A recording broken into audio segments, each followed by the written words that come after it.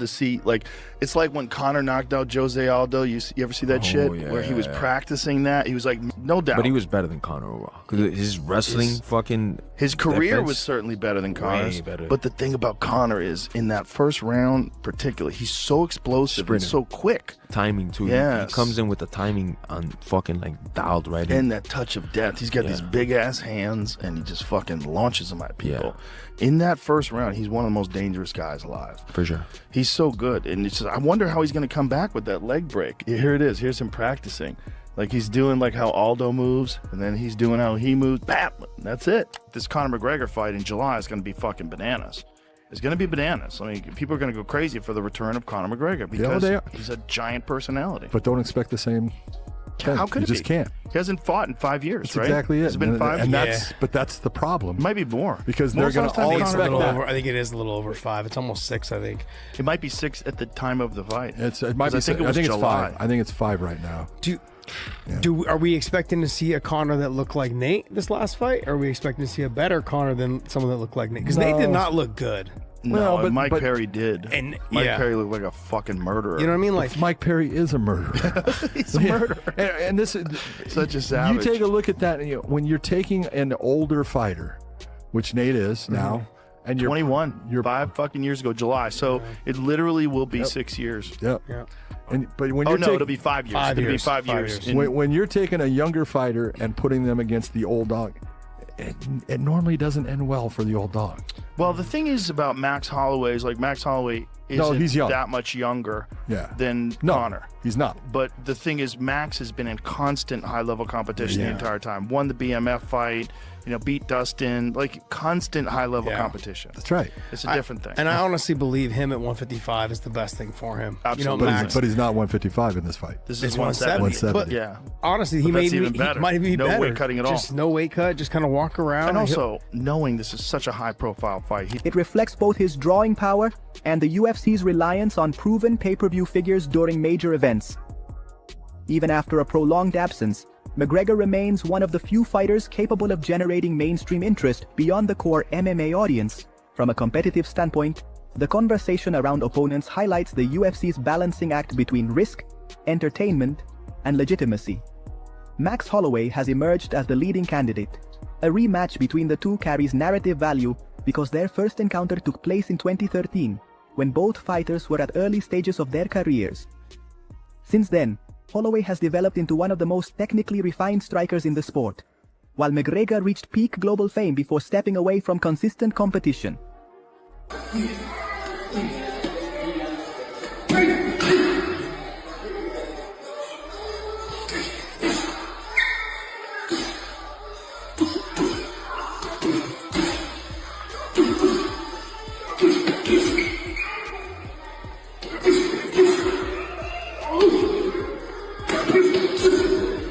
After a lengthy stretch away from competition, Conor McGregor seems entirely locked in and ready for his massive showdown with Max Holloway, while enormous pressure builds around this matchup, as fans across combat sports wonder if McGregor can genuinely return to his elite form following such a prolonged hiatus.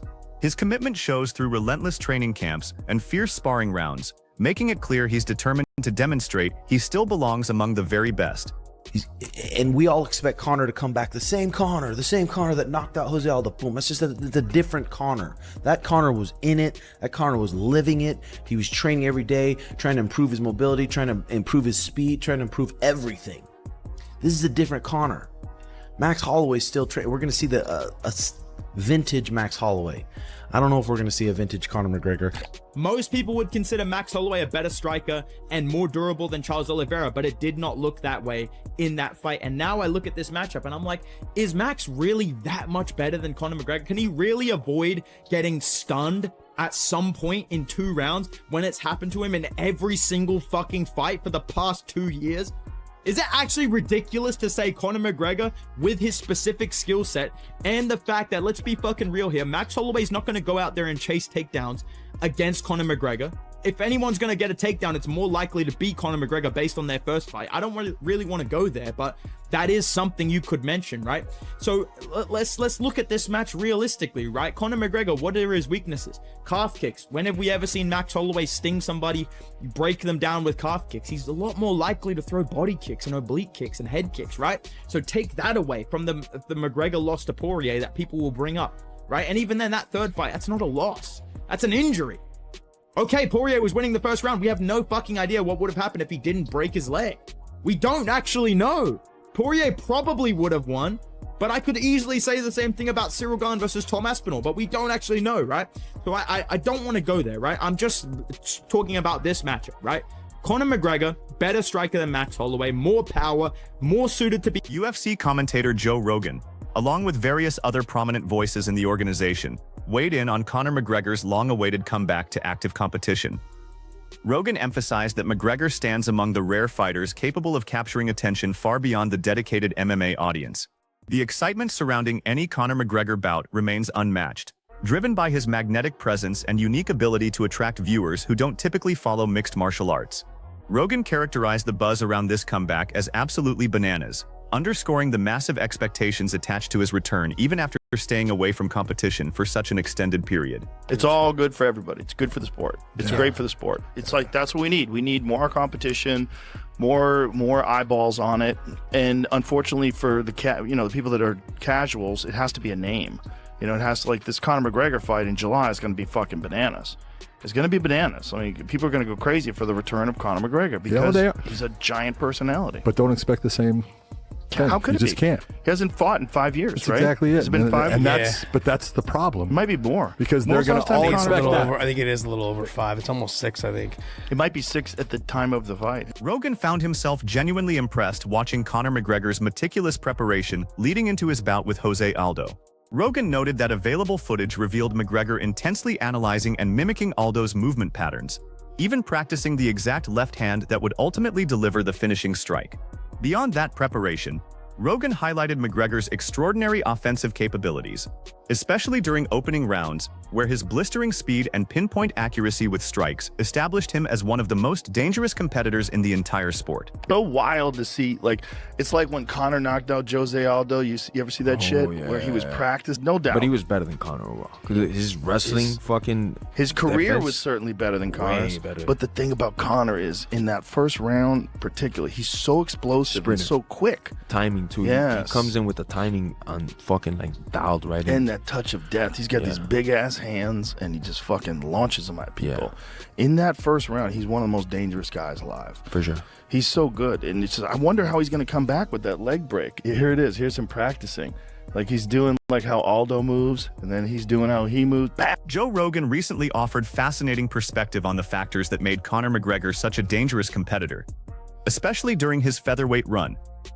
Most significantly, Rogan discussed the brutal weight cuts McGregor endured to compete at 145 pounds. Rogan pointed to weigh-in footage frequently showing McGregor appearing completely drained, illustrating the extreme difficulty he experienced hitting that required weight. Yet despite those punishing cuts, McGregor repeatedly produced dominant performances inside the cage, utilizing his notable size advantage, devastating power, and surgical precision to overwhelm opponents. And I heard he would have the massive weight cuts too at 45. Oh my God, he looked like death. He was one of those guys when I would see him, that was the real weigh-ins. That wasn't the weigh-ins where guys were a ceremonial weigh-in, where they weighed in at 10 o'clock in the morning. Like, look at him at weigh-in. And that motherfucker looks like he's on death's door. And all that flexing and craziness, like, your body is like, you could cramp up real bad at that point. It's happened to me numerous times. You flex a little too hard after the weight cut. Yeah, look at the difference. I mean, it's extraordinary. I mean, he's gaining a solid 20 plus pounds of water. So, like, just the amount of mental strength it took to get down to that 145, it was crazy. But at 145, he's so fucking big. Yeah. That's the thing. It's like there's a giant benefit to it, but man, the cost on your kidneys and your organs and the chin. And the chin. Yeah. Reflexes. Oh, your head, you're just fucking but that was the IV days though too. Yeah. Bedtime MMA's breakdown strongly focused on the specific stylistic edges Conor McGregor possessed against Max Holloway. He suggested that Holloway's tendency toward high-volume striking and extended combinations could create perfect opportunities for Conor McGregor's deadly counter-striking game. He specifically highlighted Conor's straight left hand, crisp uppercuts, and calculated body kicks as primary tools for breaking down Max Holloway's offensive flow. He observed that Holloway frequently moves forward in predictable lines during striking exchanges, leaving him vulnerable to sharp counters from McGregor, especially during those crucial opening rounds when McGregor's reflexes operate at maximum efficiency. His analysis stressed that McGregor poses his greatest threat within the first 8 to 10 minutes of any fight, the time frame where his explosive speed, impeccable timing, and counter-striking ability peak at their highest levels. Though he recognized Max Holloway would likely gain momentum in later rounds thanks to his incredible conditioning and relentless pressure, Bedtime MMA believed the early moments would prove decisive. He concluded that one perfectly placed shot from McGregor during that critical early window could produce a knockdown or finish, completely altering the trajectory of the entire bout.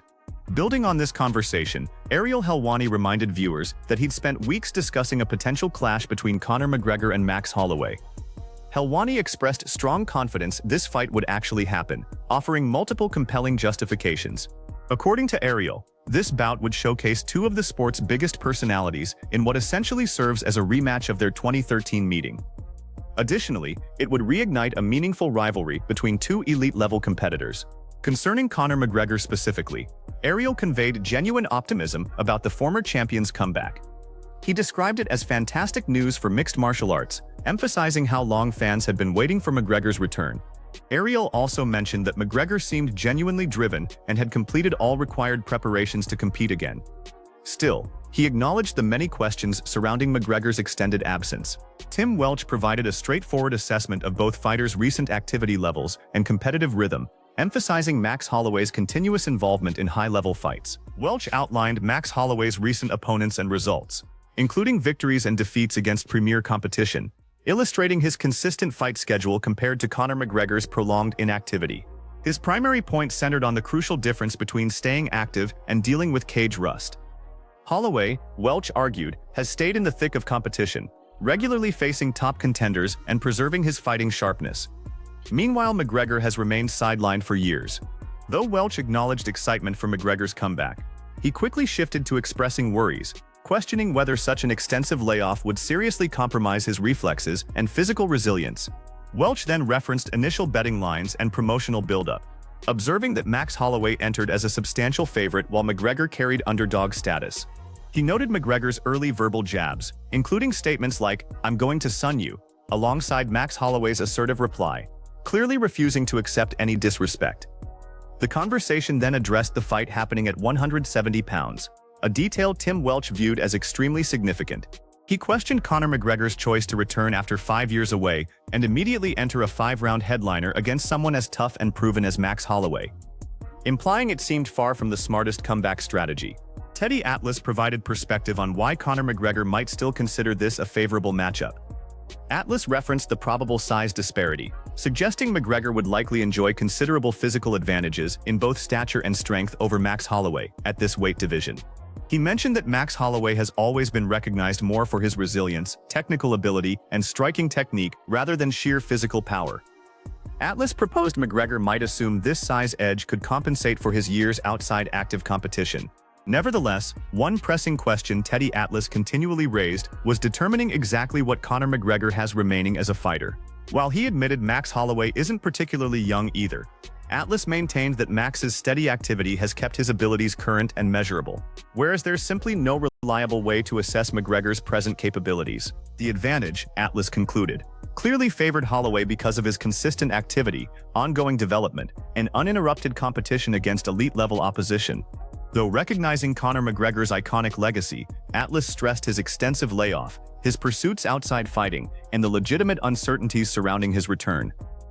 Max Holloway, by contrast, was portrayed as a steadily active and accomplished competitor. Whatever predictions emerge, one fact stands absolutely clear. This represents one of the most meaningful comeback scenarios the UFC has seen in recent years.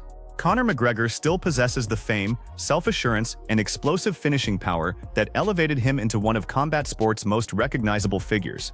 However, standing opposite him, Max Holloway has stayed busy, remained sharp, and proven himself against some of the toughest opponents worldwide. This contrast creates the exact reason this matchup generates such fascination. Some observers believe Conor McGregor can astonish everyone once more, while others maintain that Max Holloway's constant pressure, unrelenting pace, and 5-round expertise will ultimately overwhelm him. Regardless, the entire mixed martial arts community will watch closely when these two finally meet inside the octagon.